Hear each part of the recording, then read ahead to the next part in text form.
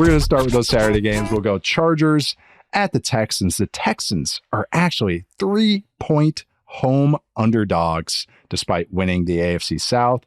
Not black and blue division is usually, in a good way, how teams just, how they used to beat each other up. The AFC South was like the black and blue division because they're just so bad. They're just so beat up in a bad way. But this game, though, Charles, you got two quarterbacks, one in Justin Herbert that has played well under his new regime in Jim Harbaugh.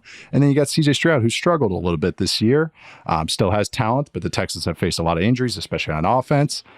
Where do you want to start with this game? I say we go Chargers offense versus Texans defense, Charles. When you're watching this side of the ball, what are you focusing on? We're going to do key aspects, stats, everything in these deep dives just for all these 6 games. But we'll start with this. Chargers offense, Texans defense. What are you looking at to start? I guess I want to start off by asking, I guess, do the Chargers have enough to make the big plays that they'll need against the Texans in this one? Because when I started looking at Chargers offense, how they want to play, Texans defense, how they want to play, I think in theory, the Chargers offense is built to play well against a team like the Texans. We're going to get under center. We're going to ground and pound. We're going to try and keep the defensive ends off of us. We're going to try to stay away from guys like Derek Stingley on the back end. But do they quite have the personnel to actually pull that off? Is the next question that I would have to ask for where they are right now. And I'm leaning towards no, because this seems to me like another one of those classic games where the Chargers, they're kind of running into a brick wall for the first couple snaps for every single drive that they have. Then you get into 3rd and long, and you're like, oh, Justin, help us, please help us. But this time, instead of it being just like a normal opponent, you have Danielle Hunter and Will Anderson coming after your head with Derek Stingley on the back end, who's been, probably one of the best cornerbacks in football this year. And I think when you start just looking at some of the advanced stats for the Chargers offense versus the Texans defense, and really for the Texans defense, they're 5th in EPA per rush, they're 1st in overall success rate on offense, 8th and 6th in rushing success rate on defense. They're 5th in overall EPA. They're 4th in yards per play. I mean, was one of the best defenses in the league this year, even with some of the problems that we've talked about where they're kind of weak up the spine. But I'm just not sure the Chargers are in a spot where they can take full advantage of that. And I think once you start getting to a spot like you've got Derek Stingley on Quentin Johnston and Ladd McConkey, and we've got like Joe Alt played well this year, but now we've got 2 All-Pros rushing the passer against them. I think like that matchup gets a little tough for them, but I don't think this is where they potentially lose the game. I just don't know if it's going to be as clean as maybe they would hope going into it. Yeah, we'll talk about the Texans offense in a sec, but the Texans defense has been what you kind of set your watch to. You're going to get after the passer. They're going to make it tough, play a bunch of tough man coverage. And any way you shake it, even with the weaknesses they've had this year, it's a top 6-ish defense. I feel comfortable saying that with a really good pass rush. They still have Danielle Hunter and still have Will Anderson Jr. And Next Gen Stats had them. They're the only 2 edge rusher duo that are both in the top 10 in pressure rate. And it's kind of fun going against Joe Alt and maybe a healthy Rashawn Slater. I think he's healthy. Never really know with him, I feel like. He got hurt in warmups last week. I missed it, actually, because that game was so in the back of my mind. And then I went to watch the Chargers offense, and there's Joe Alt at left tackle. And I was like, what? Wait, what? What? Did I miss something here? Apparently he tweaked something. They said, I think he's ready to go, but who knows? But Joe Alt's played really well, but he's still a rookie. Next Gen Stats actually had it. Joe Alt's allowed the 4th lowest pressure rate for a rookie tackle since 2018. So really good rookie season, as good as you can hope. But like you said, Chargers should be able to shore that up a little bit, but also do they have the means to attack this defense? Like, you can run on the Texans a little bit on early downs, and you can get explosive runs. The problem is the Chargers are 29th in early down rushing success rate, and they're 22nd in explosive runs. So it's not like the Ravens offense, when we previewed that game, we're like, oh boy, this might be ugly for the Texans. And it was because they just had the natural answers. The Chargers, they're going to try. Like they are definitely going to try to run the ball. Dobbins is back. They signed Zeke, which is, whatever. Yeah. He'll get you 3 yards and that's it. But I feel like the Chargers are going to just keep poking, keep jabbing. They're going to try this. I even tried to find an angle for them. The Texans like to have light bodies out there. Their slot corners have been getting hurt, whether it's Jimmy Ward or Petrie. I guess they're slot safeties. But if you get them into big bodies, they want to match with light bodies. They've done a little bit of difference, but it wasn't like the Chargers were good. Like out of that, like the Texans are like bottom 5 in explosive runs allowed when they have 2 or fewer receivers on the field. But it's not like the Chargers, again, are able to attack that. So I'm just curious if they change it up or they just go, no, this is our formula. And then I was like, well, all right, if they're not going to run the ball, or if they do, they're going to run play action. And Herbert's second in pass attempts off play action. He's top 10 success rate, EPA, all that stuff, 5th in yards per attempt. Texans are freaking awesome against play action. They're 2nd in success rate against play action. They're 7th in explosive passes allowed. So it's not like, a natural answer, which I'm going to use probably that term 500 million times on the show. But they do allow scrambles. So maybe we see some Herbo turbo, see him getting angry out there and running. And my other answer for the Chargers was, do you target Ladd McConkey 1,500 times? Quentin Johnson did not practice so far this week. Joshua Palmer was also out at Wednesday's practice. McConkey likes to line up in the slot. I mentioned this before, but Texans are down to their 3rd string slot corner, essentially. And Derek Stingley, even though the Texans play a lot of man coverage, he doesn't travel to the slot. I remember that Dolphins game when he had the 2 picks, and I was like, oh, he'll do it against the better receivers. Thank you, Next Gen Stats. I can do this. I rewatched every slot snap Derek Stingley's had this season. There's only 14. This was not a deep grind. I was about to say, everything okay? There's 14 plays. I'm not trying to make this out, but thank you, Next Gen Stats, for letting me do this. Yeah. All of them, none of them were like Stingley traveling. Like it was like a natural travel. It was more that based on the formation of the offense, he got in the slot. It would be like they had a run, like the Dolphins had a running back split out wide. So Derek Stingley's not going to go on a running back, but Tyreek Hill is in the slot. And so, okay, then he goes in the slot. Well, if Ladd just goes there all the time and you're going against a 3rd string slot guy and you're on man coverage a bunch, could be a big Ladd day. Like that was the one path I see for the Chargers: Herbert running and then throwing to Ladd 500 million times, which I don't think I'm saying anything revolutionary here. No. Talking about the Chargers offense, but you got to hold up in pass protection against this team. And I just think the Texans got a lot of speed. They're going to make it tough on you, even if they are susceptible against the run. Yeah, I think the Chargers offense is, it's a great point to the idea of like the offensive line is the sum of its parts, because you got good tackle play for the most part, but you still can't run the ball. So, and we've seen like the interior of the offensive line. It's been a mess this season. And I think that particular matchup is kind of interesting because it's not like the Texans defensive tackles have been like world beaters this year. Great point. It's kind of like, like soft on it's soft. A pillow fight. It's an interior pillow fight going on. Fight, right.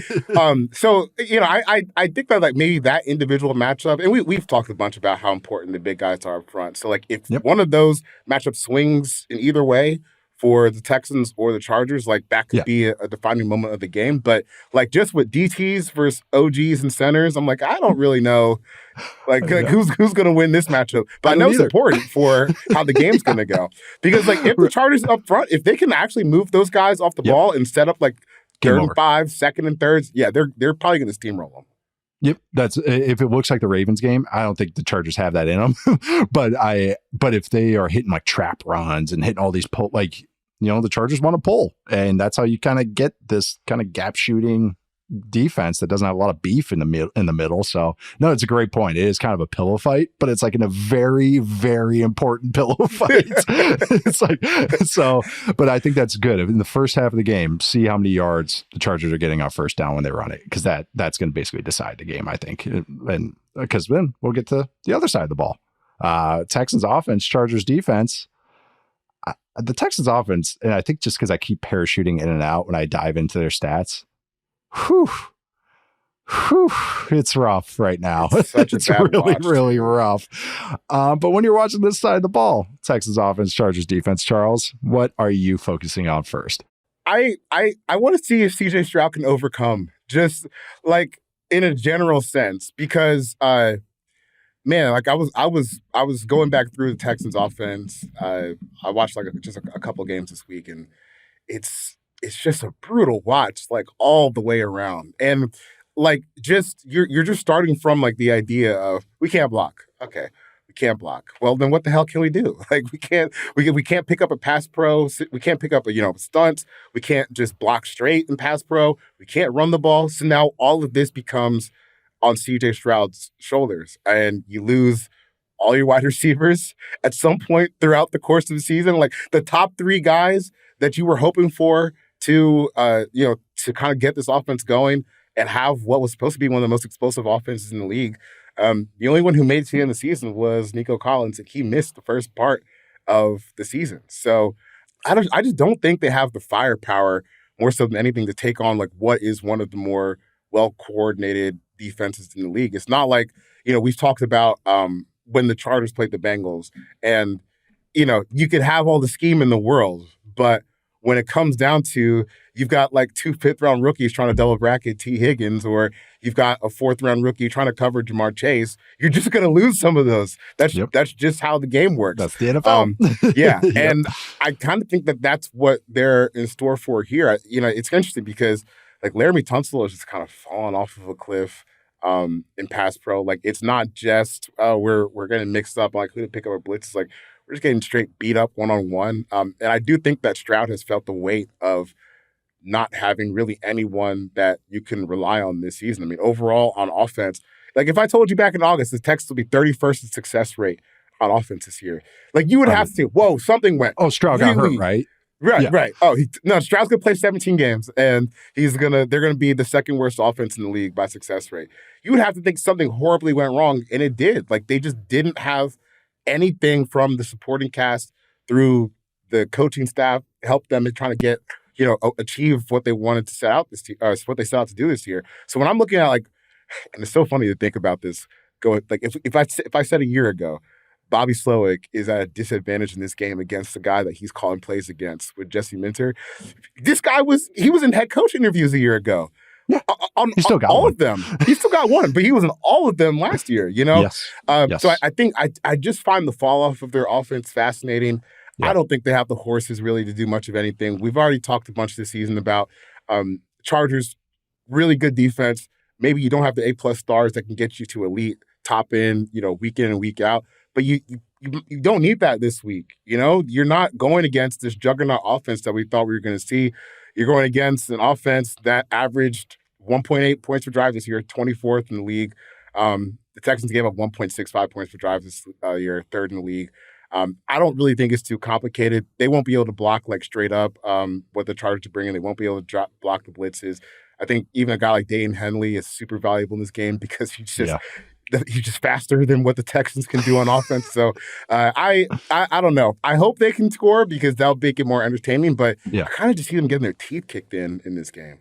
I in all these games, I try to find some angle, like really try and get into my old quality control brain and go like, okay, what's the easiest path for this team? Can they do that path? And that's why I always say natural answer, or have I seen it before? Have they hit that high before? Or had that angle before?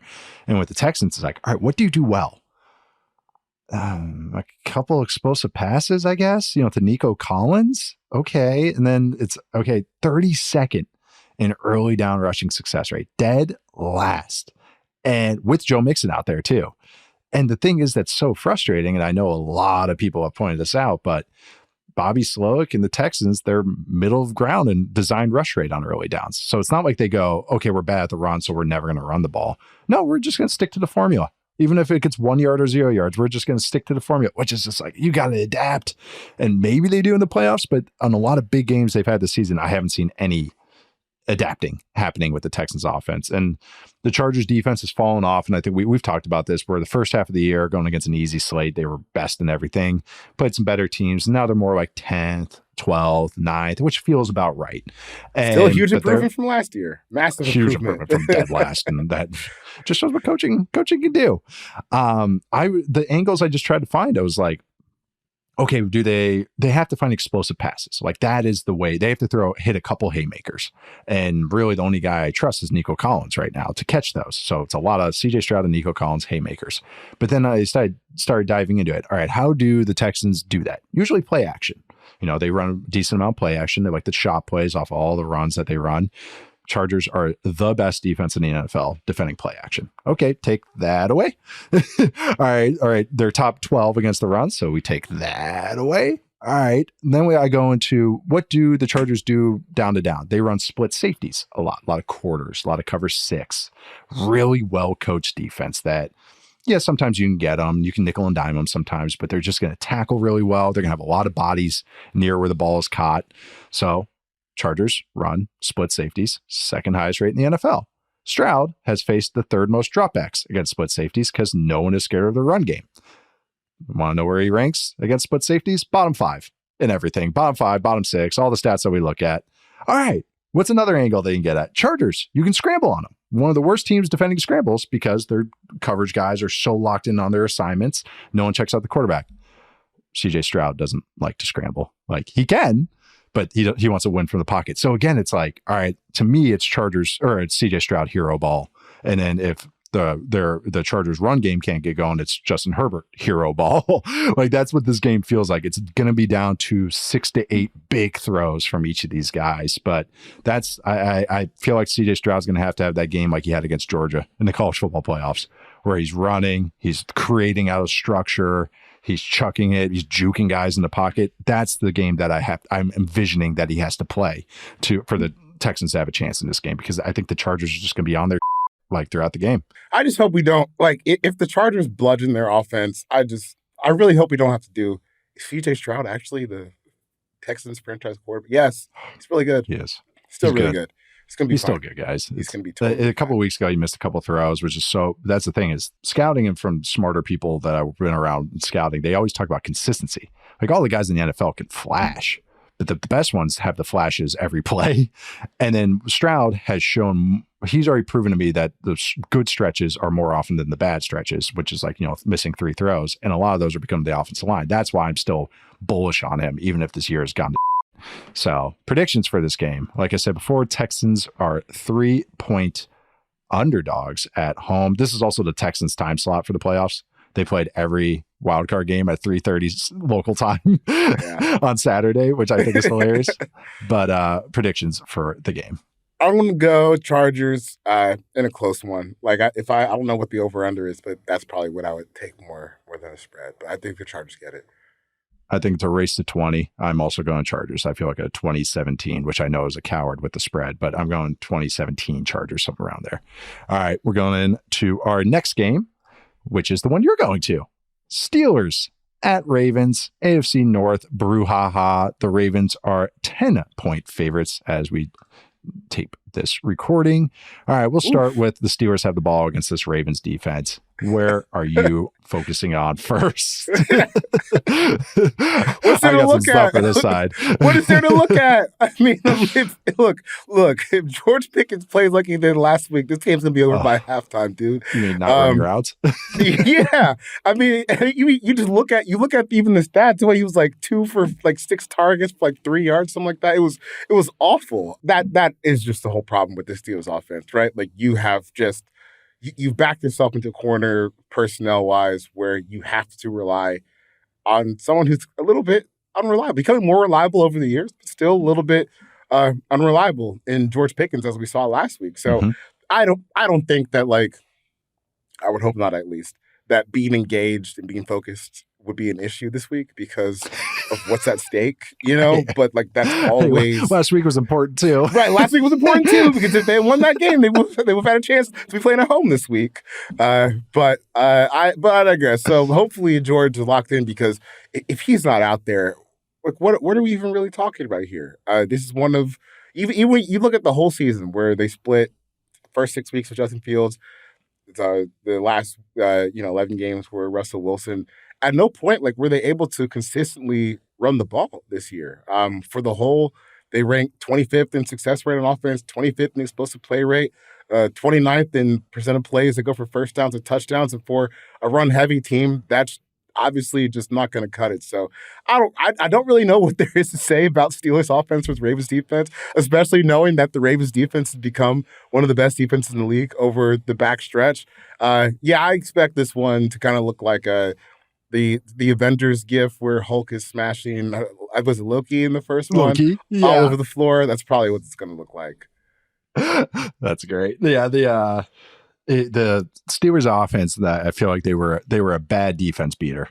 It was like, all right, yeah, we play against this bad defense. Yeah, we're gonna make them work like the Bengals or whatever.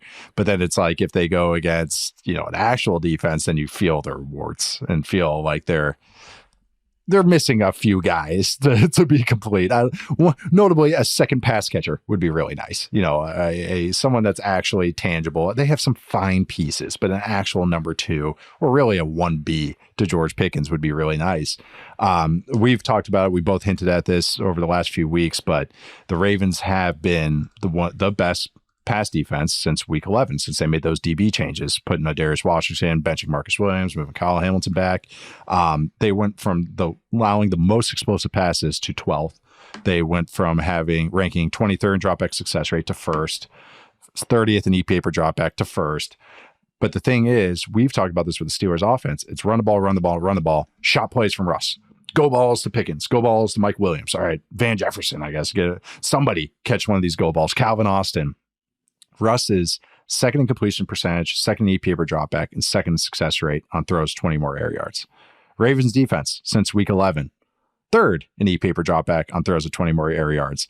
Quarterbacks have gone 5 for 20 on those throws on 20 or more air yards since week 11. 1 touchdown, 2 picks, a 37.3 quarterback rating.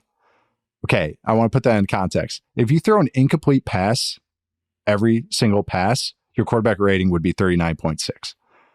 They have a better quarterback rating than throwing an incomplete pass every single down on anytime a quarterback throws it long against them. So again, we were talking about natural answers, quote unquote.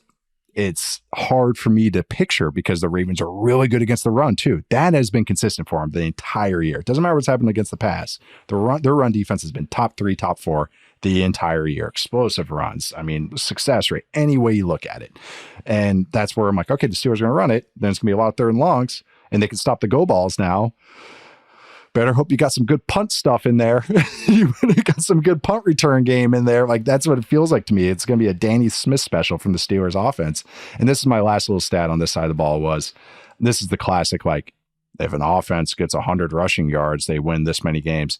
If Russell Wilson this year has completed 5 or more explosive passes, gains of 16 yards or more, the Steelers are 4-1. When he hasn't, they are 2-5. That's it. That's the stat for this side of the ball.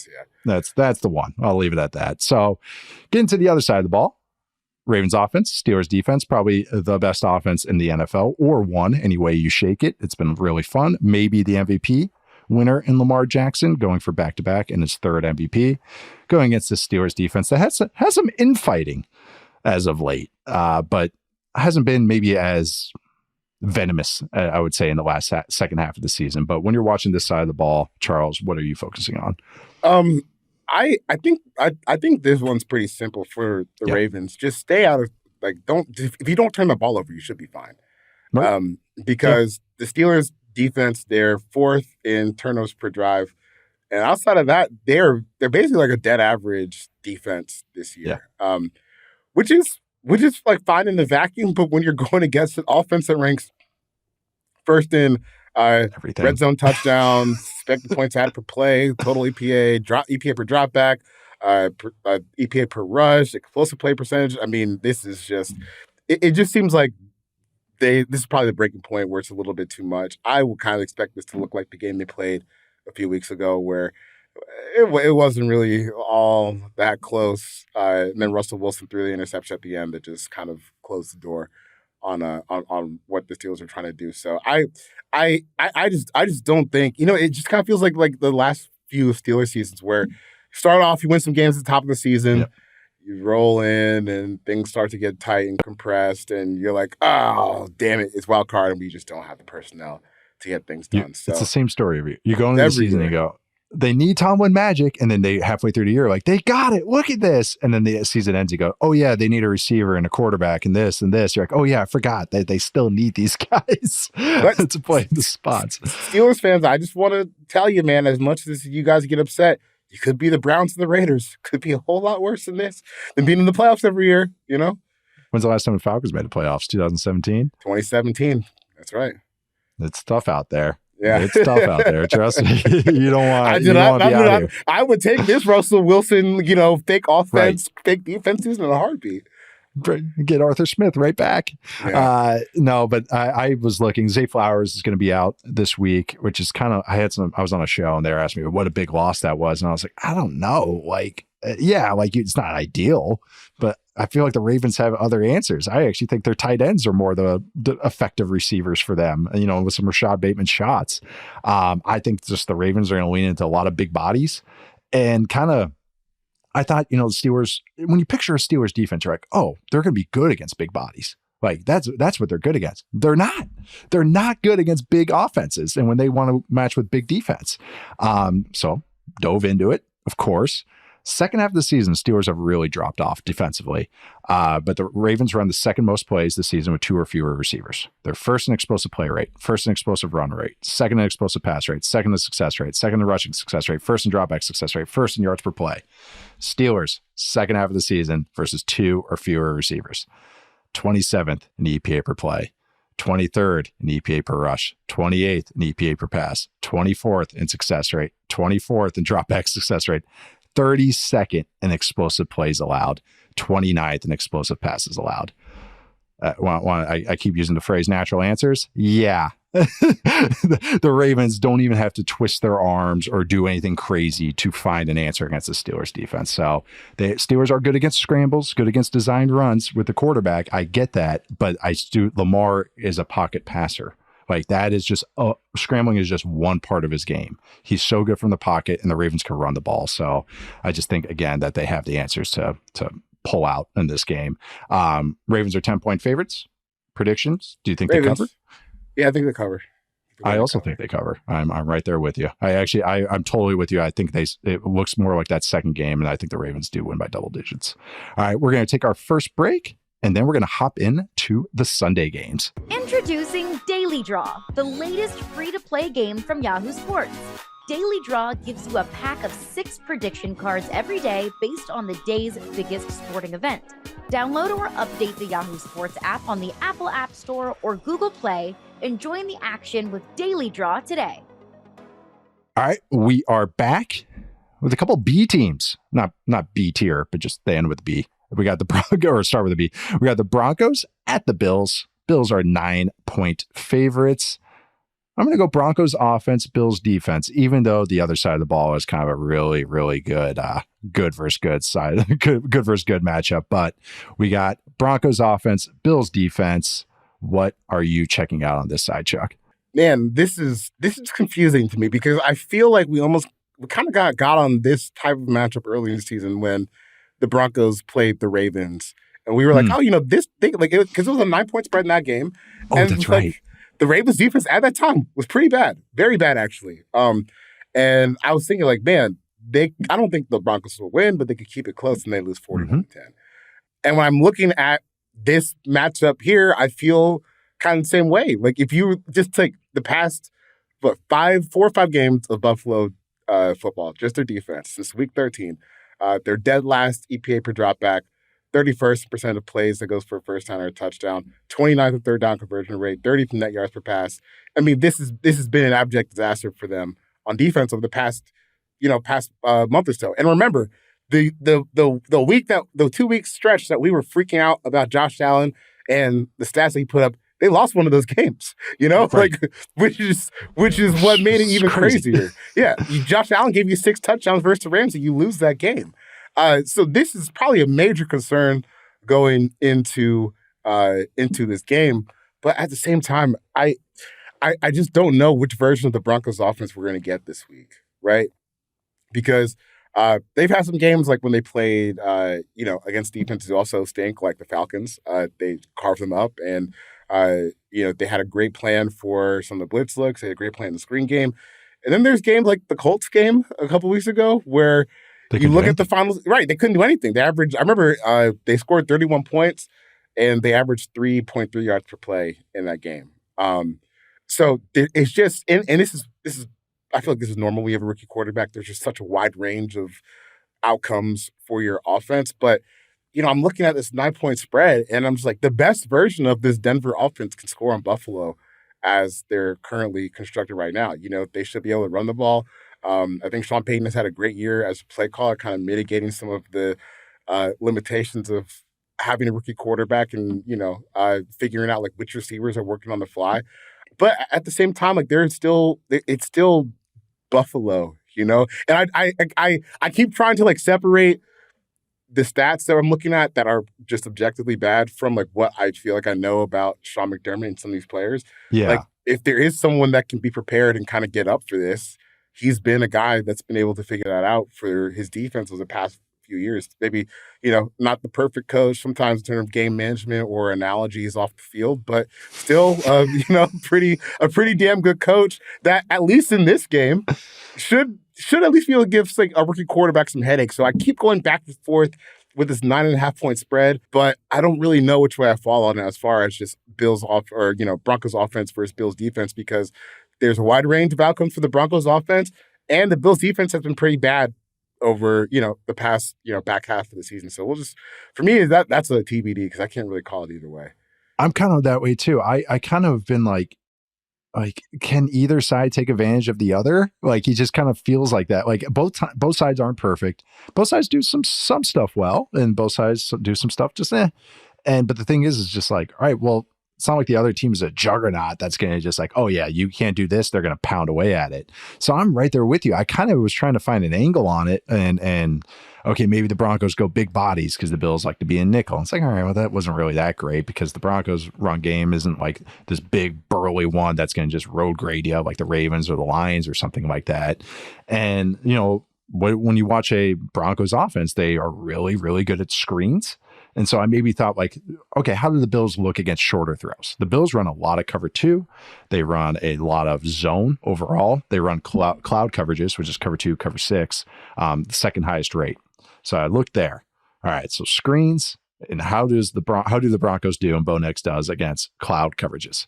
Cloud coverages, Nix isn't great. He's 20th in EPA, 24th in success rate, pressured at the lowest rate because the Broncos offensive line is very good in pass pro, but then 24th in average depth of completion. So that to me means when you go against cover 2, you want to ideally push it over the top, or there's other underneath areas you can attack if defenders get depth. So to me, that sounds like a lot of stuff underneath. So that means it's got to be on the Bills linebackers.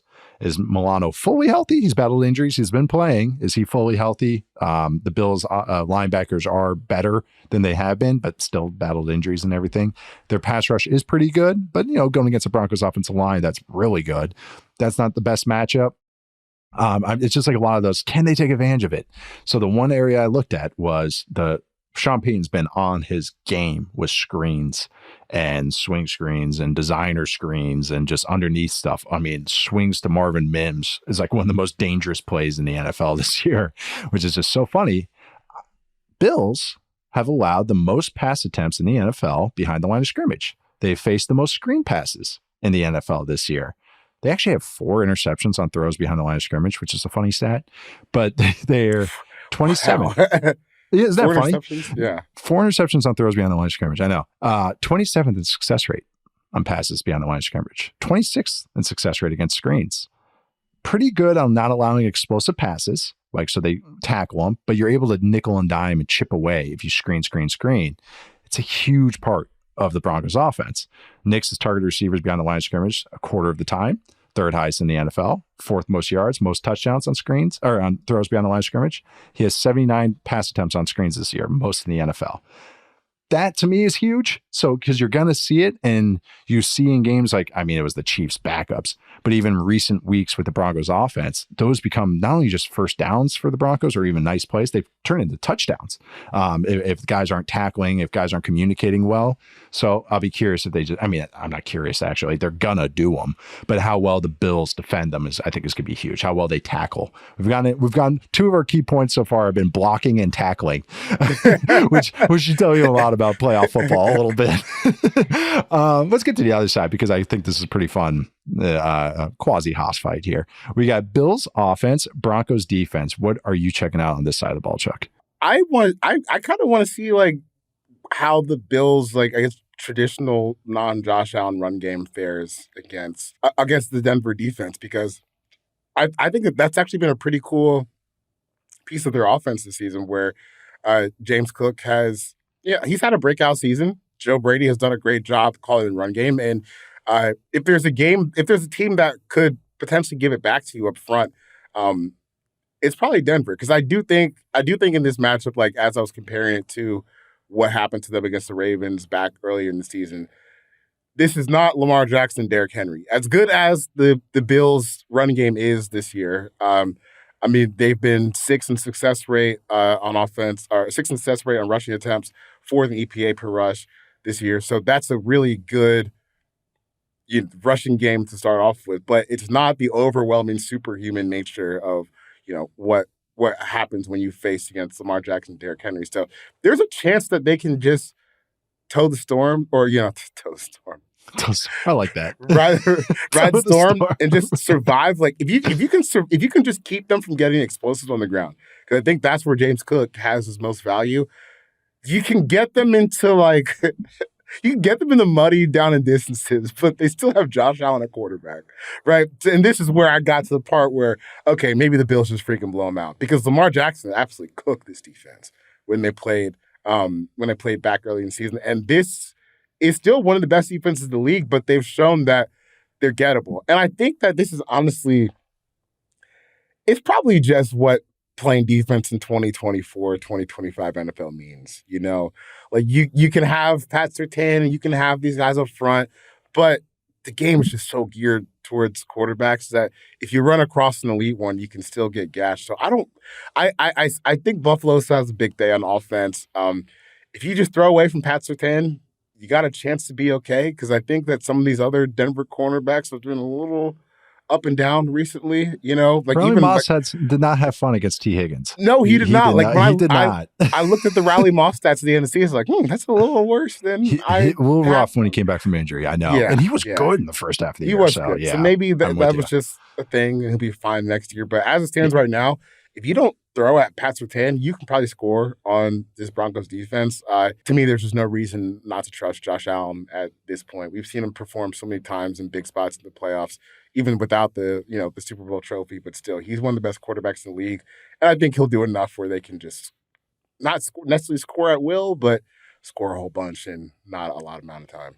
Anyway, shake it. He's on the podium for best quarterback in the league. So it's like, there's no arguments anymore to me. I feel like you're going crazy if it's not Lamar, Mahomes, and Allen in some way, shape, or form. So there's a lot of good quarterbacks though. But when I'm watching this game, I was like, oh, there's a lot of good on good here. Okay. Well, you mentioned it already. Bills have a good run game. It's been a lot of fun bullying everybody. It's fun because they will have like a flavor of the week that week. And then they run. And this is one aspect I do like about Joe Brady. He is not scared to repeat the play call. Like if it's working, he will run it 5 times in a row, which I kind of dig that sometimes from a play caller. I know that's sounds simple, but a lot of play callers get in their own heads. But a good run game, and the Broncos have an amazing run defense, or at least so far this year. EPA per rush, first in their success rate, second in yards per rush. Broncos have the most sacks this year. They're second in pressure rate. 63 sacks, 40% pressure rate. Josh Allen has only taken 14 sacks, and he only has a 2.8% sack rate, which is second lowest. His pressure to sack rate, and I mentioned this on our award show earlier this week. Make sure to check that out. It was 8% this year, which is the lowest on record in True Media's database, it goes back to 2002, more or less. But it's the lowest pressure to sack rate by any starting quarterback that we have seen. He's been fantastic this year, and we know The Broncos were on man coverage, like you said. So you throw away from Surtain. And maybe that Texans game is in my head still when Allen went 9 for 30.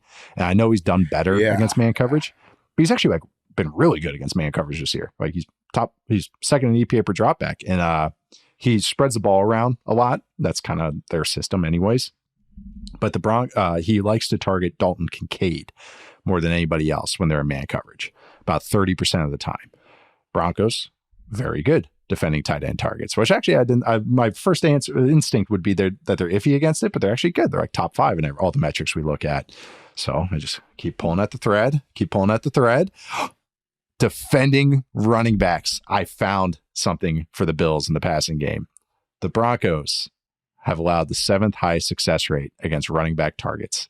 Most EPA allowed against running back targets. Quarterbacks are 26 of 30 for 245 yards and 5 touchdowns when they're targeting running backs. They've allowed the highest explosive pass rate against screens this season, which is running backs usually. James Cook, Ty Johnson, both very valid receivers. Remember Ty Johnson against the Lions had a couple nice ones. Ty Johnson actually averages the highest yards per target among running backs in the NFL this year. Thank you, Next Gen Stats. Bills pass catchers line in the backfield, 8 yards per target, second in the NFL, and 8 touchdowns coming from the backfield, first in the NFL. So maybe, like you mentioned, James Cook having a good year. Maybe James Cook, the receiver, Ty Johnson, the receiver, might be something in this game. So that would be one area I would see maybe that the Bills target a little bit, maybe a little more often than they usually do. That was the one angle I found. But I do think this is a lot of good versus good. But the thing is, when it's a lot of good versus good, evenly matched, the biggest wild card is usually pass rush and quarterback. And guess what the Bills have? An alpha MVP caliber quarterback. So that's why I think they will take care of business, even if the Broncos will give them maybe some issues. But Buffalo is 9-point favorites. What is your prediction for the game, Charles? I'm going to take Buffalo, but I think the Broncos cover the spread. Hopefully I'm not egregiously wrong like the Broncos Ravens game from earlier in the year. Yeah. I think Bills win. I do think the Broncos cover as well, but I think it's like a touchdown. They win, but they don't get that 9 points. So it's like a touchdown win there. But I think this one's going to be a fun one. Obviously, it's a playoff game, so yeah, it's going to be fun. All right, moving on to our next Sunday game. That is the Packers at the Eagles. This is the afternoon game on Fox. This one is not in Brazil like they played in week 1, which is a Friday game. They don't have to worry about wearing green in this game down in Brazil. Their fans don't. But when you're watching this game, Chuck, Packers offense, Eagles defense. Oh, I'm sorry. The Eagles are also 5.5-point favorites at home. Packers offense. Yeah, I know. Should also mention Christian Watson's out. Jalen Hurts, I believe, came back for this concussion. Jordan Love was practicing today. AJ Brown left practice early yesterday and wasn't at the beginning of practice today on Thursday, but I think that's rest. But who knows? Just keep an eye on it. Packers offense, Eagles defense. What are you focusing on, Chuck? I feel like maybe this is fancy football, but I have a contentious relationship with Christian Watson. I do too. Yeah. Ever since he was in college, man. Dude, it's like he's like 6'4" Ted Ginn. You know, it's just, man, you're right there, but you're not at the same time. But he's still a player where they're going to miss him for this game, because I think you still need some of the shot plays against a defense as good as the Eagles. Vic Fangio this year, like in his first year with the Eagles, Vic Fangio did what had to be done. They ranked second in points per drive, first in yards per play, first in net yards per pass attempt, second EPA. Like they're in every single stat you're looking at that matters. Basically, they're top 3. You know, for the most part, top 5 minimum. Yeah, it's like everything. So this is one of like the elite defenses in the league, and we even saw them a few weeks ago. They gave Baltimore some trouble up front, and like if you can give Baltimore some trouble, you can give just about anyone some trouble. So where I want to see is, I kind of just want to see like that. You know, I think the Packers' offense has gotten better on third downs recently, but really just like the first and second down splits for this offense against the Eagles defense, because if you can get, I mean, and this is true for almost any defense any offense that plays the Eagles. Like if you're stuck in these third and long situations, and now you got Jalen Carter come after your head with Quinyon Mitchell on the back end and Cooper DeJean's playing well, and even like some other guys that we weren't really expecting, maybe like Nolan Smith has had a quality year this year rushing the passer. Yeah, Sweat's played well. I think that's the danger zone for the Packers, because Jordan Love's a great quarterback, but I feel like if you're in a spot where your defensive line talent can be a little overwhelming, he's still going to try to make those plays, but it's not the same. It's not the best ecosystem when Jalen Carter's in your lap, or you're running away from Nolan Smith, or you're running away from Josh Sweat. That's really the biggest part I want to see, like the Packers' success on first and second down, because I think that's going to dictate their success in this game. This isn't a defense you really want to be chasing yards with, chasing sticks, because they've just been so damn good as the season has gone along. Because they even started off the season a little shaky, but where they've been now, they're season-long stats. It's not like cutting off in week 12 or week something like that. Season-long, they're a top 3 defense all the way through. And I think that matches in the trenches, first and second down, ability to run the ball, stay out of bad down distances is going to matter so much with the amount of talent that they've accumulated. Because it's not even just the defensive line. Like, you guys like Zach Bond as a blitzer, like doing phenomenal work this year. And now the secondary's clicking too. This is just a monstrous defense. And I almost don't like this matchup to a degree, because I would like to see the Packers go on a run. I would like to see the Eagles go on a run too, because I think they're just some of the most fun teams to watch in the NFL. But that Eagles defense, man, that's a monster. And I think that could be a reason why the Eagles win this game.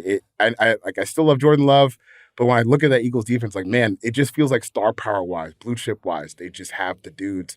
They have the dudes the Packers don't, which is not necessarily a bad thing. But we were just talking about it in our side chat the other day, where it's like, man, the Packers, they're good, but you're missing that gotta have it guy, right? That one guy. You built it out, but that's good, because that's like the last thing you need to find. Yep. You got everything else for the most part, but you're just missing that star power to me that will really help in a game like this.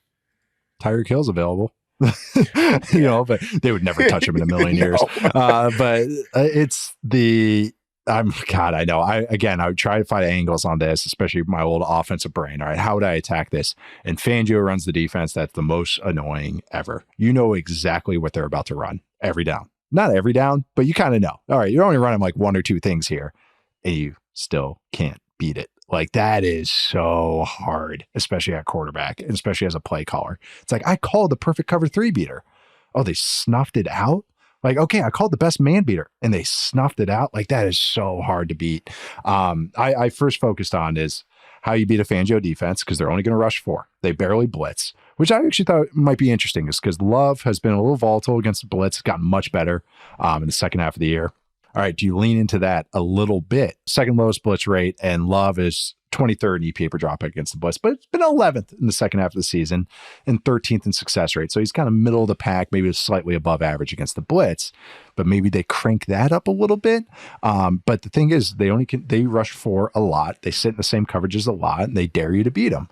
So I think that there's going to see a lot of Josh Jacobs in this game. I think that the Packers are going to control it anyways. They have the highest run rate against these coverages, against zone coverages in the NFL. So maybe see that a lot too. Just run. Make it like a basic game plan, like just a zero fat game plan. Like, hey, we're going to run. We're traditional, I should say. Run. All right, play action shot here. The other thing too I looked at was there's the big man zone split for Jordan Love. And this came up big in the game against the Vikings. Remember, I made a whole big deal about this. And then Brian Flores went, ha, gotcha, and ran a whole bunch of man coverage. Which was, I thought, an amazing changeup to throw there. And I think that bears out in the stats there too, because against zone, this is where not having that maybe alpha receiver and having a bunch of solid guys works. Love is top 7 in against zone. Like, he's very good against zone. They have a very good plan against zone. A lot of high lows, a lot of dagger concepts, which would work against this team. But then against man, he's 26th in EPA per dropback, 22nd in success rate. He's first in air yards per attempt, which I think is hilarious. And then I pulled up the target map on True Media, and it's just all these go balls against man coverage. That works if you have a dude outside, like a T. Higgins, a Jamar Chase, and you don't go against Quinyon Mitchell. Like, so I would like to see Love try and find more maybe corners or overs, a different answer against these coverages. So the Eagles but the thing is, the Eagles run a ton of zone, and they run man at the 6th lowest rate on late downs, on 3rd and 4th downs. So it's not like their normal answer is going to give Love issues. It's just that maybe half the time. So that's where I'm curious if Fangio maybe tweaks some of that going against this, or just kind of keeps rolling the ball out and doing what he does, which I kind of think he does, because it's kind of been the same formula ever since I've been studying Vic Fangio for the last decade. So don't think he's going to change it up now.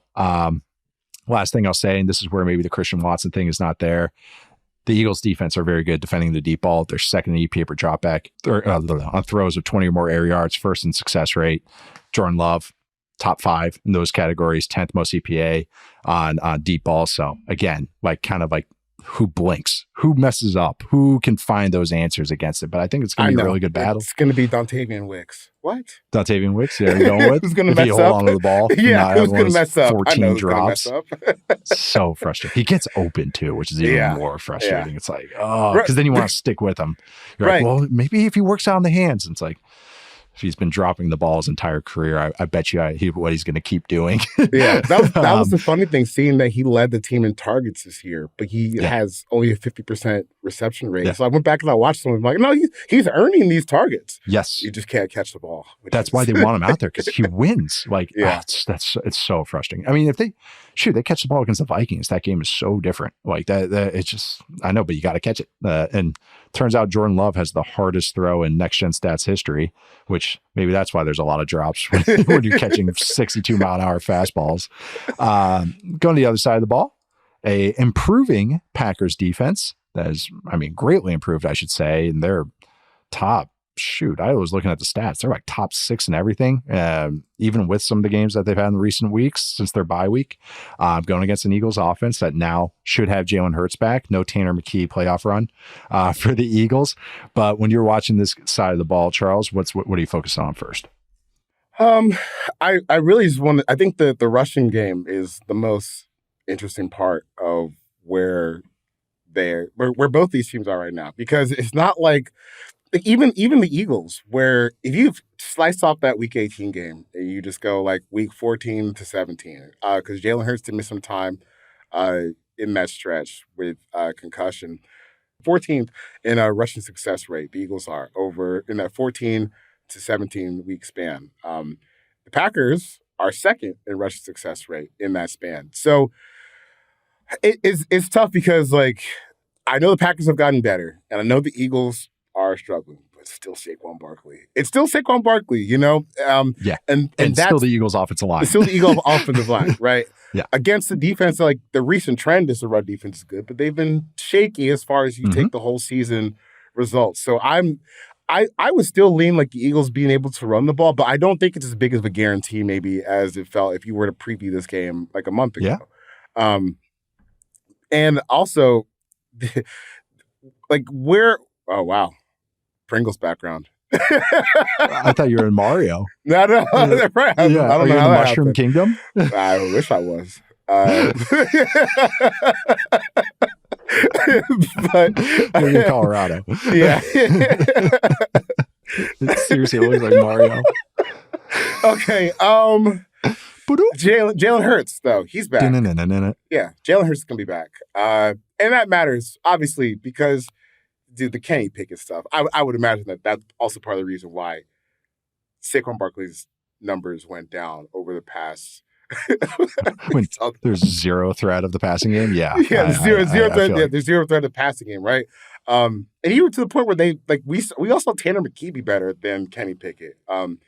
So there was a severe drop off the quarterback play. Even the concerns that we have in Jalen Hurts, we know he's a lot better than the guys behind him in Kenny Pickett and Tanner McKee. So I do think that obviously that gives them a little bit of a better, just bandwidth to be able to run the ball this week than they've had, and that's going to be so important because if you're in a game where you can't run the ball and you're just relying on Jalen Hurts dropbacks, it's just so reliant on, okay, AJ, please do something with the ball after your hands. Still, AJ Brown's a monster. Saquon Barkley's running the ball well. And I think that you're just going to have to ride those two guys to victory because that's what the mantra's been. It's not always the most beautiful, schemed up offense, where you're using a whole lot of eye candy. It's we got two of the best players in the league at their position, we're just going to try to run it over. Yeah, the Packers defense has played so much better since their bye. Do I think they're, the team that's 6th in EPA per play? Maybe more like 10, 12, somewhere around there, but still much better than they were in the first half of the year. Talked about this a little bit a few weeks ago, but they run a lot more cover 2. Now they run a ton of zone, but they're second highest in zone coverages since their bye, which is since week 11. Highest rated cover 2, highest rated cloud, which is cover 2, cover 6, 44%. The league average is 25%. So it's a lot more cloud than you see right now. They don't blitz a ton. Even against the Vikings a couple of weeks ago, it was a lot of simulated, a lot of creepers, which actually drove me nuts because Darnold shredded it. And it was like, stop doing that. Stop running cover 3 behind it. Like, stop doing that. Just do what you're doing and mix it up. But it's been a much, much better defense. And they're 10th in explosive passes allowed, which I think is so big against this Eagles team, because it's almost like the Steelers or the Eagles are like a super version of the Steelers. It's like, they're going to run. They're going to be very good against the run. And it's like, if you limit the explosive passes, you're going to have a chance against this offense. But I looked it up and I was like, how is Hurts against cloud coverages? Because they don't get a lot of cloud coverages. It's the opposite of what the Texans get, which is because no one is scared of their run game. They get a bunch of cloud coverages. Everybody's scared of the Eagles run game. So they get a lot of single high, which is kind of counterintuitive because you're like, why would I single up AJ Brown and Devontae Smith? But it's because team defenses go, I'd rather stop the run than like worry about that stuff. So I looked at cloud and Hurts against cloud coverages, 22nd pass attempts. Like I said, doesn't get a ton. 29th in yards per attempt, 17th in EPA per dropback, 22nd success rate, 30th in time to throw, which means shorter, and 26th in yards per attempt. Is because when Hurts gets a lot of those, cloud coverages, if he doesn't find the one answer, he's going to get out of the pocket and try and extend the play. It's a lot of he turns into kind of a one and done quarterback on those plays. So I think the Packers lean into a bunch of cloud, lead into it. And what cloud does is it makes it hard to get explosive passes. So you're just, it's going to be tougher against the run. And maybe you don't want to do that against this Eagles offensive line and Saquon Barkley. But I think you kind of just take your punches in the face rather than just getting the shots over the top to AJ Brown, because I don't know if your guys can hold up against those guys. Also, Packers though are good defending the run out of 2 high coverages. They're 4th in success rate defending the run out of 2 high coverages, and the Eagles are 8th in running against 2 high coverages. So it's a nice little strength on strength thing here as far as the run game. But how does Jalen Hurts answer against those coverages? And another thing too, I did make a joke about the Packers don't blitz a lot. They run a lot of creepers and simulateds. They're doing it against the Vikings. That actually is better, I think, against Hurts than it would be against Darnold and the Vikings, because Hurts can get a little skittish when he sees a blitz. He likes to turn it into creation mode. But even if you run a simulated, it looks like a blitz. You're simulating a blitz, but you're still dropping 7 into coverage. So actually there may be some leaning into that, maybe some of those 2 high simulated creeper pressures. Maybe we'll see some of that. But I do think they're going to run the ball, and you just got to limit the shot plays against them. And that's kind of the formula against the Eagles. It's easier said than done, but it is the formula to go against them. Eagles right now are 4.5 point favorites actually against the Packers. What is your prediction for the game, Charles? I'm going to take the Eagles. I don't think the Packers, I just, maybe I'm off on this, but I just don't believe in their skill talent outside of Josh Jacobs really to threaten the Eagles in a serious manner. I do think they're good. I've gone back and forth in this game, but just kind of thinking about Packers offense versus Eagles defense, just they have so many more dudes than they do right now. I think the Packers offense, they're so close to being like that elite offense that can just zoom through the whole season, but not quite there yet. And I think the Eagles have the upper hand there. I'm with you. I feel like the Packers are one off-season way from seeing what we all want to see out of them. And I do like the defensive improvements. Do I believe all of them? No, but I do think it's a solid defense. And I do think the Eagles defense is very real. And I think their offense is at the very least solid. I mean, I think it's good. Having said that, I am going to go with the Packers. They're so close to kind of having one of those big games. Like, they're just so close. And maybe it is next year that they finally get there. But I'm going to be bullish on them that they maybe connect on some of those passes that they've been missing. Maybe don't have an early Josh Jacobs fumble, something like that, where they're able to stay consistent, stay ahead of the chain. So I am going with the Packers, but trust me, Eagles fans, I do look at you as a contender. So this is kind of hard for me. I view both of these teams as ones that can make a run. So, but I am going to go with the Packers. Goes back to the start of the podcast. This is the present you get for sitting through the slop of all these bad teams in the top 10, because now you have a 7-seed Packers that would be like a 2-seed or 3-seed in a normal year. Yeah. Yeah, if they were a 2-seed, I would actually still feel the same about them. I'd be like, of course they're a 2-seed. Right. But that's how good that's how I think just loaded the NFC is too. But we're going to take our last break, and then we'll get back to the final Sunday game and the Monday night game from Wild Card Weekend. We are back. We have Todd Bowles against a NFC East young quarterback in the Wild Card Weekend. But it is not Jalen Hurts. No, it is the Bucs hosting the Commanders in Tampa Bay. The Bucs are 3-point favorites, and this is our Haas fight of the week. Stone was ready for that one. He finger over the button on that one. The Haas fight is one side of the ball. It's Commanders offense versus the Bucs defense. So we'll start there. Commanders offense, Bucs defense. Charles, what are you focusing on this side? Run game. Run game. And it's like a Haas fight. maybe like to whittle it. Maybe like to whittle it down specifically, like Vita Vea. I want to see if he can kind of win this game by himself for the Tampa Bay defense, because this has been one of the more underrated resurgences. I don't know if it's just people just don't give a crap about anything that goes on in Tampa in general, but like this is just one of the better defenses in football over the past month. That's just your SEC bias coming in. No one focuses on us. Oh. Yeah, my SEC bias. No one cares about something in the state of Florida. That's just Georgia bias. Sorry, baby. Richard Johnson. Go Dogs. Sorry, Spencer. No, I'm not sorry to Spencer. We're good. I'm never going to apologize to Spencer over football stuff. So the Bucs since week 14, when they played some pretty crappy offenses in the stretch, but still they're 5th in the rushing success rate, 4th in explosive play rate, 4th in percent of plays going for a first down or a touchdown, 4th in the overall offensive EPA. So over the past month, just the past month, they've been a top 5 defense. Now, if you extrapolate that to the whole season, you take all the weeks into account, they had nothing close to a top 5 defense. And in fact, they're probably one of the worst defenses in the league. But I think that trend is important, because if you're at least going to be able to stop the run, you can get the Commanders into bad down distances, where I think the results have been like pretty mixed recently in that regard for them, where the Commanders get into 3rd and 4th down. They still it's interesting watching this team. It's really interesting because I just see so many plays that feel like they're dead to rights.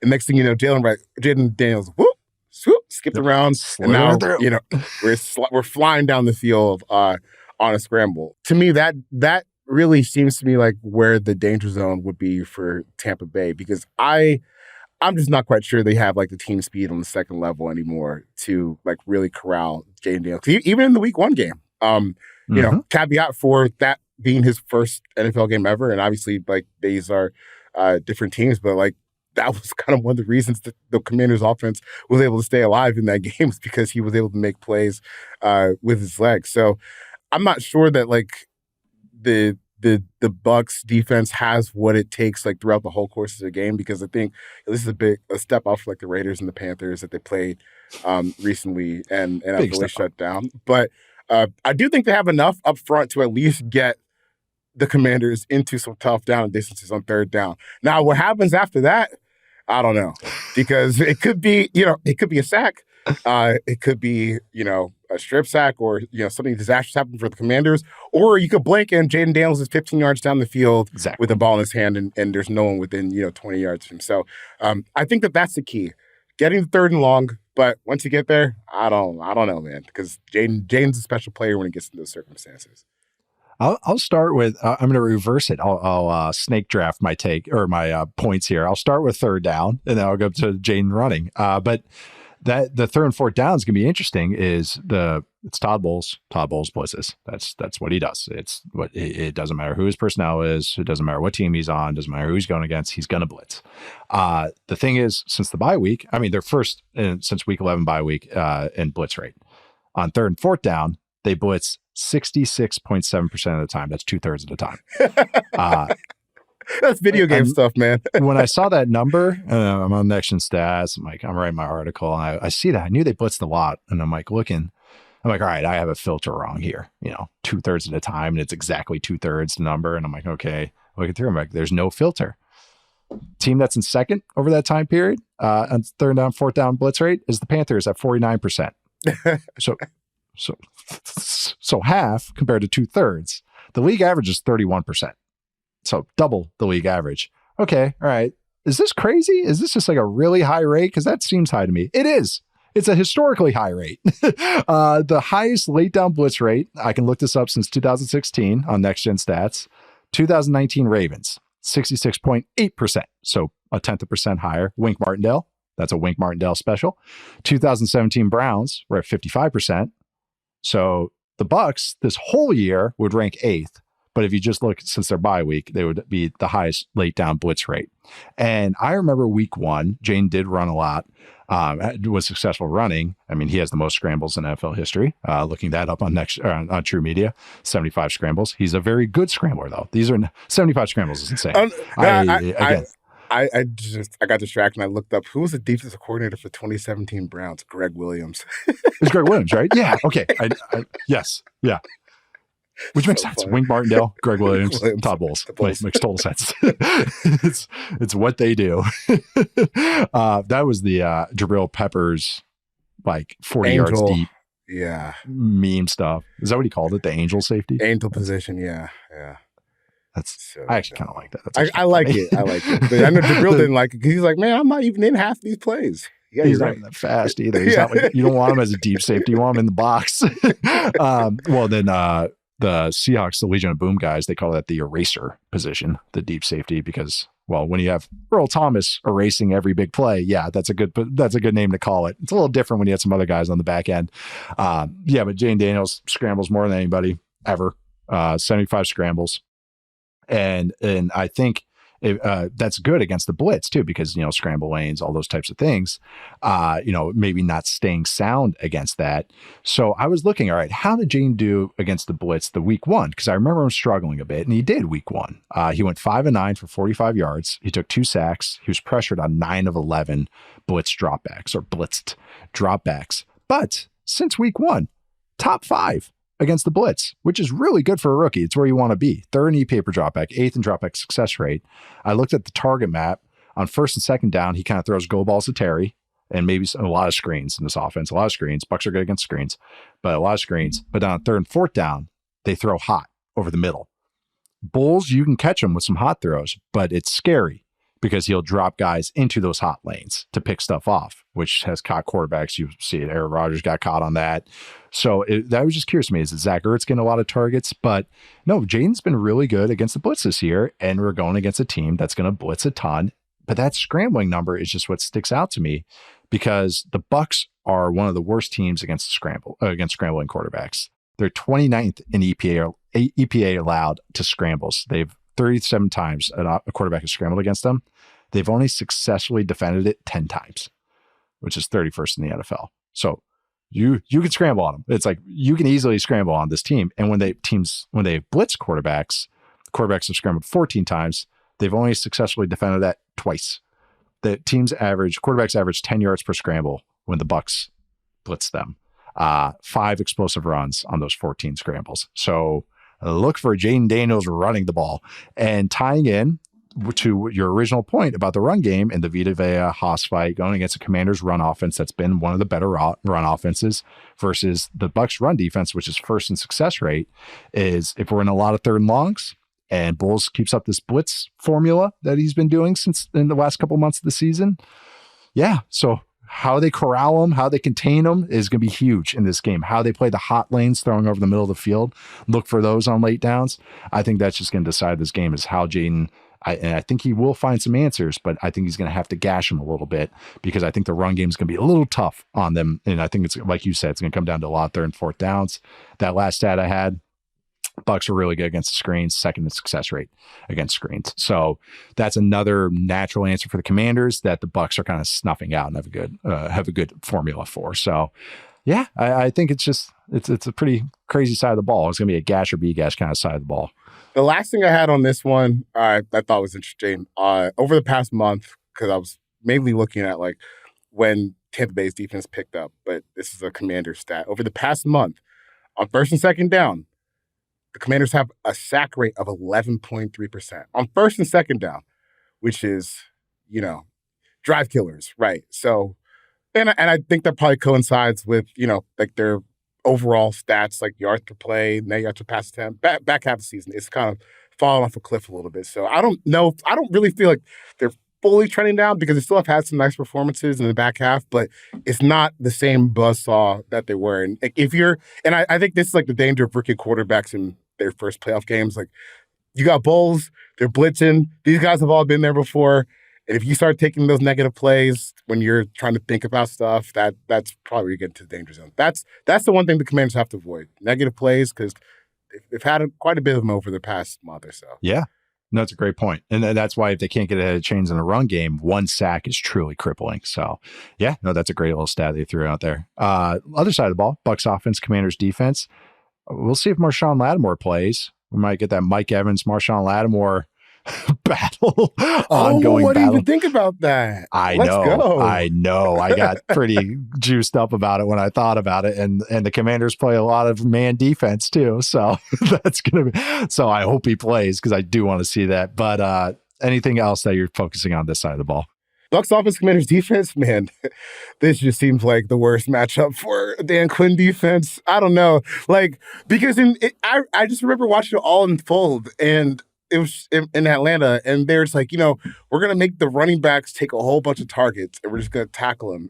You just never tackle them. Like, yeah, they did get a whole lot of running back targets, and they miss the tackles all the time. And so, like, I guess in theory, like, this is the kind of offense that Dan and that style of tree would love to play because they want to keep things in front of them and they want to try and tackle, but they don't really do that, actually. They don't tackle. You don't tackle. So, and you're slow at the second level. So, I think like this week where we're looking at Liam Cohen in the screen game that the Bucs have designed, man, this just seems like they're going to get diced up against this stuff. And I could be off. Maybe like the Commanders, like, slight improvements in the back half of the season matter a little bit. They're actually good against the screen now. I don't trust it. I just don't trust it. Like, I don't know. I don't know. It just seems like big time games. I see this style of defense fail so often, almost every single time. Like, right. Even you go back to the Cowboys, right? They almost got 50 points to a Packers team that was 9-8. You look at like some of what happened with the Falcons in the playoffs when he was there, and they would get shredded, but you could score enough points in the back end that it doesn't quite matter. There have just been so many bad moments for Dan in some of these gotta have them moments. It's just hard for me to trust that they'll actually get up this time. I know they've been good against screens, but if I'm the Bucs, I'm saying, dude, Bobby Wagner, I'm going to make you make that tackle 15 times in the open space. I think that's exactly that's what they're going to do. I think it's Rachaad White, Bucky Irving. I think Cade Otton, if he's playing too, to get over the middle, because they try to hide Bobby, like where I don't know him, Bobby Wagner. I got to say his full name. I don't know him. But it's it's everything's downhill. Blitzing or play the run first, stay out of coverage as much as you can. But Bucky and Rachaad White are good receiving backs. Cade Otton's a pretty good receiving tight end. So like maybe that's how they get them, especially if they're man coverage. And if you're going to blitz it, you go against the Bucs offensive line, which is very good. Just not only talent wise, but scheme wise and protection wise, they're really, really, really good. I mean, shoot, the whole point we brought up earlier, talking about the Chargers, saying you could have two tackles, but you gotta have the interior to kind of show, and then the Bucs upgrade their interior and look how good their offensive line looks. But great point about the screen stuff, because they're going to throw screens. Baker throws a ton of screens. They're really good at them. Doesn't matter who's hurt, who's out there. Godwin, Irving, they are going to get the receiver screen game going or running back screen game going. I also found, because the Commanders are in so much man coverage, especially on late downs, I was like, what does Baker throw against man coverage? And his target map is really funny. It's really squeezed, not like a lot of underneath, but not a lot deep. Like, so it's a lot like from like 5 to 20 yards. And he actually throws a ton of outbreakers. So he likes to throw it to Sterling Shepard on outbreakers, but even Mike Evans or even think of like Jalen McMillan last week against the Raiders on some of those catches, like a lot to the outside, which I don't know if that's like a stat worth saying because I don't have to defend this team, but look, like that's what he likes to throw. He doesn't like to throw it over the middle that much anyways, but throwing it outside and pushing outside. Okay, who's he going against, or who are these Bucs receivers going against? Is it Sainer still, who's really helped out this Commanders pass defense? All right, but who is in the slot? Because I think you can get after somebody in the slot. Is it McMillan? But look for those outbreakers to one of these receivers or the tight ends against all this man coverage that the Commanders are going to want to run. Yeah, but I was trying to find kind of like a good angle for the Commanders, and it's like they need a turnover. They need to make it hard on them. Their interior guys got to step up, which is the strength of their team. But you're defending Mike Evans in a pretty weaponized offense that has answered the call every week, really. Make a couple mistakes. Like that's another thing they can maybe make, but it's like, the Bucs have found answers, and I think this is a defense you can find answers against. It's anecdotal, but, against some of these guys who are labeled schemers, I guess, like Liam Cohen is, I just implicitly trust him more in this matchup. And maybe that's all. Change some stuff up, right? Right. I'm going against. I know I have an offensive coordinator who's going to try and change and tinker some stuff against a defensive coordinator who's probably not, and they're just going to sit there and get killed all game on the same stuff, and that's just going to be the end of it. That's kind of just like last year.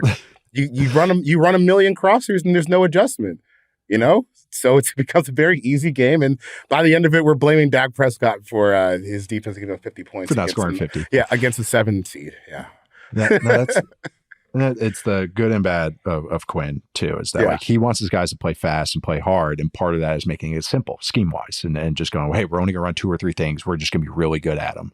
But the thing is, once you get to the playoffs, unless you have dudes or unless you have a pass rush that can snuff it out, or it's even when you do have a pass rush. I mean, the Commanders pass rush last year, or Cowboys pass rush last year. It's just that it's you need some tweaks, you need some change-ups. Maybe he throws them in this year, but so far he hasn't really indicated that at all. So it's a good point to make. Bucs are 3-point favorites at home. What's your prediction for this game? I like Tampa Bay. I think they score a whole lot of points, honestly.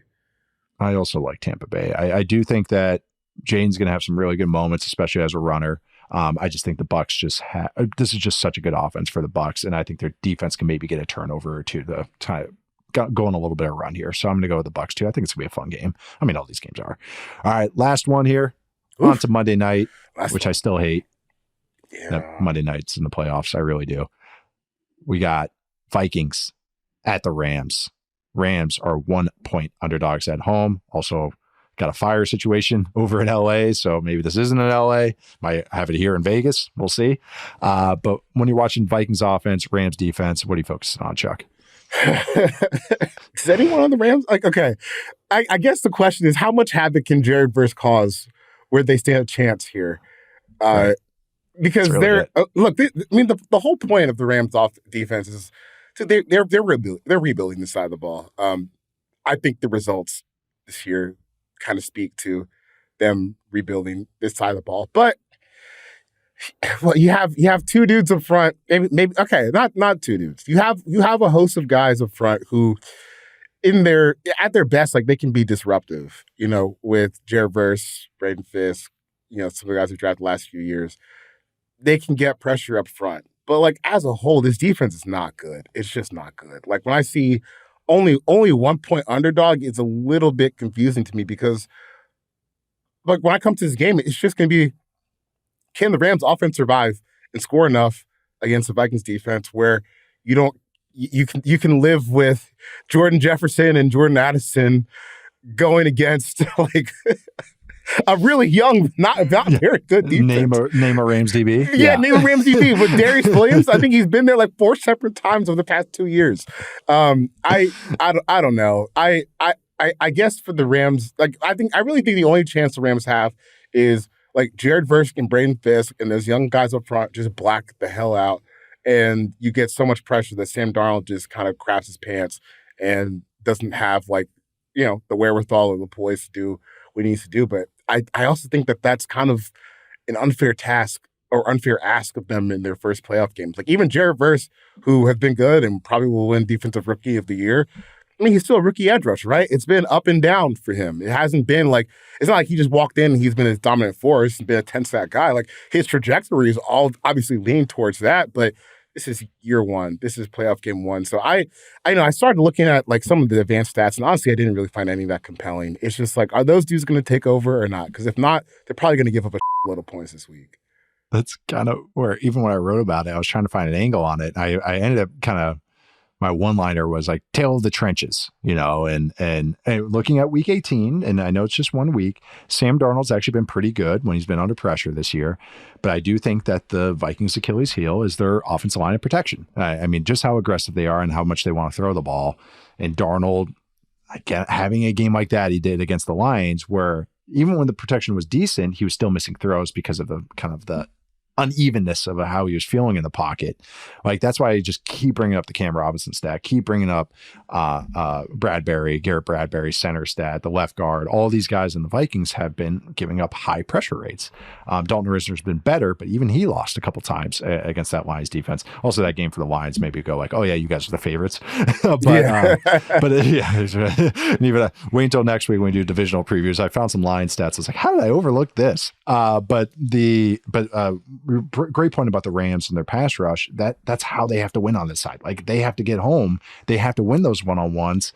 Versus in this pass rush, they were getting the more pressure than anybody in the first half of the season. Since week 9, they're 16th, and they're 11th when they rush 4 or fewer. So it's been, I mean, it's still solid, a good pass rush, but it's not like the Eagles a couple years ago, or the Cowboys in recent years, or the 49ers in recent years, where you're just like, oh my God, it's just one after another, guy after guy getting after us. Oh my God, how do we have to chip help now? It's more like, oh, this is a good pass rush. We have to block it up, but we can block it up. Like, if we have the guys for it. Well, last time David Quessenberry was playing for the Vikings and Verse and Byron Young teed off on him, I think they had like 12 one-on-ones against them. They got 6 pressures or something like that, or 7 pressures. Cam Robinson is now in, but Cam Robinson has yielded the highest, or allowed the highest pressure rate among any tackle in the NFL since he's been a Viking. So yeah, like, the Rams can do it, but they have to do it. Like that, like you just said, it's a race. Because if Darnold's got 3 seconds in there and Justin Jefferson, Jordan Addison, TJ Hawkins have got 3 seconds to get open, you can't do it. You just can't. It's just too hard. So that's really it. Can they create pressure? Like, can they stay ahead of the chains for the Vikings? And they're going to find their gashes, but yeah, can they find pressure in some way, shape, or form? And you don't really want to blitz Darnold either, because he'll gash you, because they will attack down the field and try and gash you. So I do think that kind of how that first game felt early on. Remember, it was after Jefferson wasn't getting targeted in the first half of the game. Like, Jefferson got targeted like 8 times in a row, it felt like. So yeah. I feel like it's going to be a little bit of that on this side of the ball. If I'm the Vikings, I dare Darius Williams to guard Justin Jefferson. I'll take that every single time. We'll throw at that. We'll throw that 20 times a game if we have to. It's just, and I think Darnold's going to get a little bit of that, where it's like, it doesn't have to be perfect. Sometimes the reaction from a bad game can lead to a super game. Mm-hmm. I don't know with Darnold, because it's who knows with dice roll Darnold, but sometimes that kind of reverse thing can lead dice to roll him. Darnold. That's what I'm calling him, man. Because just every throw's a dice roll. Sometimes he craps out. Sometimes he hits the point and you make some money back. It's great. If I'm Sam, I saw Justin Jefferson catch a pass, didn't count, but behind his head, on the run, in stride, behind his head. Fling it over. Just give him a chance at the ball. Just give him a chance at the ball. Other side of the ball, a little juicier, I think, which is the Rams offense versus this Vikings defense. What are you focusing in on this side of the ball? Last time the Rams really got after them. It was Puka Nakua's first game back, and they shredded them. But what are you checking on this side of the ball? To me, it's just kind of the same thing. Like, can you survive the blitz? Because that's what they're going to do. But I love this matchup because it's like, if there was a quarterback that I would really want to, like, theoretically have against the blitz, like in this game, it's probably Stafford with Puka and Kupp, because I know that those guys are going to get out to the routes and he's going to find one of those 2 guys. The other guys, I don't know. You might not see a target the whole game, but Puka and Kupp, like, those are going to be your matchup winners. And what I love about Stafford is that's where he's going to go with the ball. You don't need to know, like, you don't need to know or study a whole bunch of film to know that he's going to go after those 2 guys. The vast majority of his passing attempts, it's just, can the Vikings DBs win enough of those matchups? Because that's where the ball is going to go. And I just love the idea of, round 2, Stafford, McVay going against Flores and this defense, because I really do think if they can block it up and give Stafford a chance where maybe he's not running for his life or you don't have protection mishaps, there's opportunities for these wide receivers to win against those defensive backs. Like, this is where the Vikings defense falls into some of the danger zone stuff as far as just like overall personnel, because one-on-one, I'm probably going to take Puka or Kupp against whoever's guarding him. I know Byron Murphy's had a breakout season. He's been really good this year, but they still need to pump some like blue chip talent into that defense, probably more up front than anything, to just try and squeeze the most that they can out of that. And also, I want to see the matchup on the ground, because this is kind of a big on big matchup in terms of just success rate. The Rams offense is 7th in overall rushing success rate. The Vikings defense is 5th. And I think that gets really interesting when you think about the Vikings. They don't actually have like marquee interior defensive line play. And I think that's, in a 1-game sample, that can be where they're gettable for a team like the Rams. If you can keep the ball on the ground, keep it in front of you, and just like when we talk about the Vikings versus the Lions, just mow down some of those blitzes like as they come, and you can keep them off you. Like, there's real potential, I think, for the Rams to have maybe not a super duper explosive game, but at least get some touchdowns to fight back against what I think will be a bludgeoning on the other side of the ball as far as their defense versus the Vikings offense. No, that's kind of this Vikings defense, and I think they played the Cardinals, and I brought this up, was duo, the run concept duo is the best run against this Vikings defense, because you just, like you just said, you build a wedge and you just road grade it down. You're building the flying V. Any Mighty Ducks fans, I don't know if your Mighty Duck knowledge is, but it's waning, but it's in there somewhere. It's waning. There's some references in there.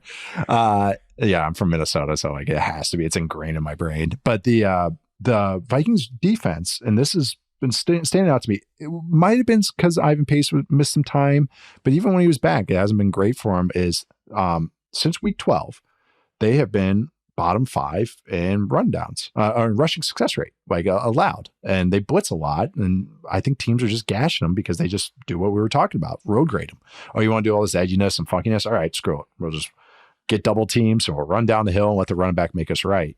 And the Rams love duo. I've written like 3 freaking articles on it. I've done a video on it about how much they like to do duo. They want to find ways to get to that run. So again, that is a natural answer is the term I use, and I'm going to use it again here, because I do think that the Rams, like you said, in a 1-game sample, and you have time to, I'm sure week 18 didn't get the heaviest game planning from Rams coaches with a lot of their backups in there. So they're already focusing, looking ahead. We already played the Vikings one time. All right, what else can we evolve to? And the other thing too is against the blitz. You already brought it up. Stafford's had strong performances against the blitz in his whole career, and this year is no different. Against early down blitzes, because that matters against the Vikings. They blitz on early downs, not late downs. They're the opposite of Bulls. It's first and second down, they're going to blitz. But Stafford on early downs, 5th in success rate against those blitzes, 4th in EPA per dropback. He finds answers. He's going to try and gash you. So again, natural answers. The one thing I'll say is the Rams need, with a capital N, Rob Havenstein to play. Oh my God, yes. Has to play. And I'm not just saying that because we were teammates at Wisconsin and I love Rob. He has to play, because I watched week 17 against the Cardinals and I remember Joe Noteboom. And I was like, oh boy, that is not, you can't win with that in there. And I dove into it on Next Gen Stats. This is my last little number. Rob Havenstein, despite over 300 snaps this year, he's allowed a 6.9% pressure rate. He's allowed 3.5 sacks. Okay. Non-Rob Havenstein right tackles, including Joe Newboom in week 17 and 18, allowed a 9.1% pressure rate and have allowed 8.5 sacks, a 2.4 sack rate. So almost double on about the same amount of snaps. They've only played 20 more snaps than Rob has this year. He has to play. Otherwise, then I get a little worried, because not only just him as a run blocker, even when we were teammates at Wisconsin, he's a very smart guy and very understands blitzing, and going against a very edgy Vikings defense that wants to slant across your face and get offensive linemen just to hesitate a second. I'd much rather have the 10-year plus vet in there that's really good against this stuff and actually has the size to take advantage against maybe a smaller Vikings defense because they want to be more blitz and finesse and movement heavy. So that was just one guy I wanted to break up as far as injury wise. That's I think is going to be huge in this game, especially for the Rams. Oh, we dropped so much success rate, so much EPA in there. Rams are 1 point underdogs at home. What is your prediction for this game? Vikings win, and I think they cover pretty comfortably. I would love to see a rematch of this game a year from now, though. I know, right? I'm going to go with the Rams. Just spice it up. Just I think they catch them a couple times, but Vikings, I mean, a few weeks ago, were looking like my favorite contender team, maybe taking a little drop off. I've seen some holes that you can pick at them. If they go on a run, I wouldn't be shocked. They got a defense and a quarterback that can do it. It's just about consistency sometimes, but I think this game's going to be awesome. I cannot wait to watch this one. I am going to go with the Rams though, but if the Vikings win, would not be shocked. That is it for our long-winded wild card preview. A lot of fun with you, Charles, today. We are going to be back on Sunday to recap all the games. Sorry, we just talked about Vikings-Rams. We won't be recapping that one, but recapping the 5 other games for Wild Card Weekend on Sunday in the 5th quarter. That'll be me and Charles. I am Nate Tice. You can find me at Nate_Tice on Twitter or Nate Tice on Blue Sky. Charles, where can they find you? You can find me 4 Birds on Blue Sky. I think the Twitter account's about abandoned. I got on the other day. And it's just like, I don't know. I couldn't find anything I was looking for. My replies were just filled with people who were mad at me about Bryce Young, and I was like, dude, I don't think about any of that stuff when I'm watching these games. So see ya. And you can catch me on Blue Sky. I like that. You're like, we'll deal with that in a few months. Like, just yell at me there. Yeah, I know. That's exactly what it feels like. We did not get the mailbag question this time because we had 6 games to get through, but we will begin the mailbag questions soon. Please send in your questions to football301mailbag@yahoosports.com. Those emails are great, but if you want to jump the line, rate us 5 stars on Apple Podcasts. That's Football 301. Hopefully you know what the show is called by the time you've reached almost the 100th minute of this podcast. But if you leave a 5-star review, we had some branding mishaps. Yeah, so maybe 90. It was a 90-minute one. It's like the length of Toy Story. Also, yeah, those old Pixar movies are like 90 minutes. It's fantastic to watch with your kids. But yeah, if you leave us a 5-star review, jump the line. Pop in a mailbag question there. We'll answer it. But yes, send in those emails, subscribe to us, follow us, rate us 5 stars, like I said, or watch us on YouTube on the Yahoo Sports YouTube channel. Thanks to Brent Stone and Madison behind the scenes. Thank you all for listening. Have a great weekend. See you guys next time.